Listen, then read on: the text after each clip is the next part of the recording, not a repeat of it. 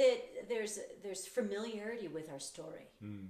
And so, gosh, if I release that resentment about this parent or that love dynamic, or I didn't get my way, or this didn't happen the way I thought, or this breakup, that if I release that, then I release my identity of being the victim of that, or the orientation of the story, and then I'm left with having to write a new story. Sure. You know, and those big traumas that can happen from all kinds of different things, or just little things over time. Yeah.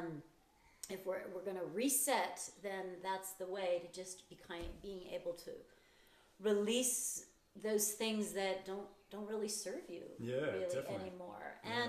And I put something in its place. That's why I call that shamangelic. Is the shamanic experience is meant to go into the dark shadow. The shamanic experience is meant to take you to that place of where you're afraid to feel, and where you don't want to look, and where you're just avoiding or sedating. You know, we have so many ways in which to sedate and ignore and distract ourselves that are all socially acceptable and reinforced. You know, and to look at it, not to dwell in it, but to look at it, feel it, and then release it, then really does give us the opportunity to say, well, who am I outside of this story? Yeah, sure. And what am I going to do now? Yeah, because we do love our stories, don't we? It's something that culturally is ingrained with us, and we don't, and again, culturally, we don't have any sort of systems in place like we did perhaps in archaic times, where we'd have rituals like every month or yearly, where we'd have the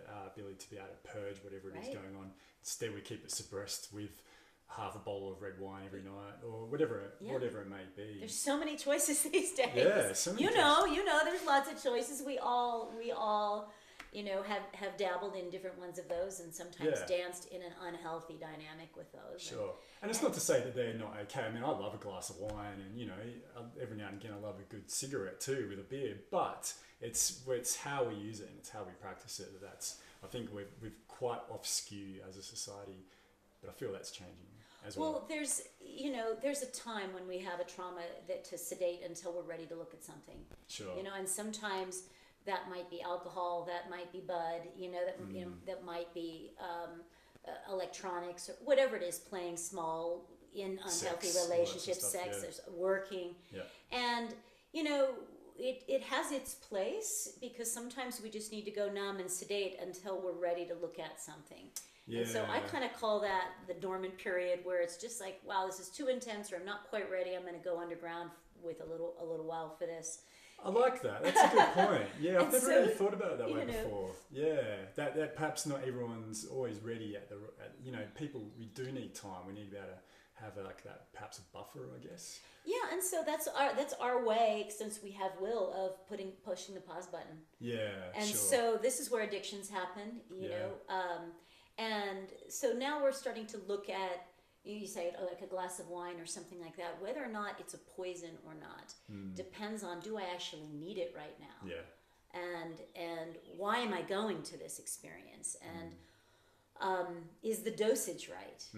Is my intention right? Is the setting right? Is the setting right? And so anything, whether it's a bowl of ice cream or a glass of wine, can become a medicine or a poison depending on how I'm orienting to it. Sure, definitely. And so the natives looked at a medicine as something that leaves you more whole. Okay. And so, 6 hours in Facebook may not leave you, or electronics may not leave you more whole. It could if you're receiving inspiring content and connecting with friends in conscious ways, but it could also leave you sedated in a way that you're forgetting who you are. Yeah. Definitely. And so I think the bigger question is, what are your medicines in life? And are you taking those things into your life and lifestyle that leave you more whole? Right. And those change over time. Sure. And maybe this dance with a particular substance isn't leaving me more whole, and maybe it did before, or maybe I was in denial, but now with that awareness, is this substance or this relationship or this orientation to work or this belief or this story, is it leaving me more whole? Sure, definitely. So I kind of like looking at it from that lens.